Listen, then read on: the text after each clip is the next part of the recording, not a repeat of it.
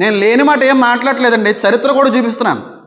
చరిత్ర మీద కూడా నేను చూపిస్తున్నాను. ఈజిప్షియన్ మైథాలజీ మీద చాలా మంచి ఆలోచన, మంచి జ్ఞానాన్ని దేవుడు నాకు అందించాడు. చాలా వాటి మీద నా దగ్గర బైబిల్ ఒకటే కాదు, మిగతా గ్రంథాలు కూడా ఉన్నాయి. ఇలాగ ఖురాన్ అని, భగవద్గీత అని, వాటి గురించి వెళ్ళకూడదు. ఏ మత గ్రంథాన్ని కూడా గౌరవించాలని మా అమ్మగారు చెప్తూ ఉంటారు.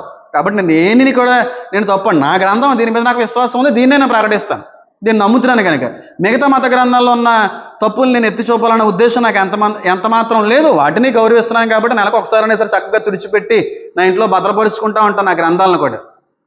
తాతయ్య గారి నుంచి ఉన్న గ్రంథాలు నేను కూడా కొన్ని కొన్నాను అనుకోండి, చెప్తున్నాను. వాటి వల్ల అంత అవసరం నాకు లేదు. నాకు ఇది నమ్ముద్ది అయింది, నేను దీన్ని విశ్వసిస్తున్నాను, కాబట్టి దీన్ని ప్రకటిస్తాను తప్ప వాటిని తప్పు పట్టడానికి నేను ఏ విధంగా కూడా ఇష్టపడట్లేదు.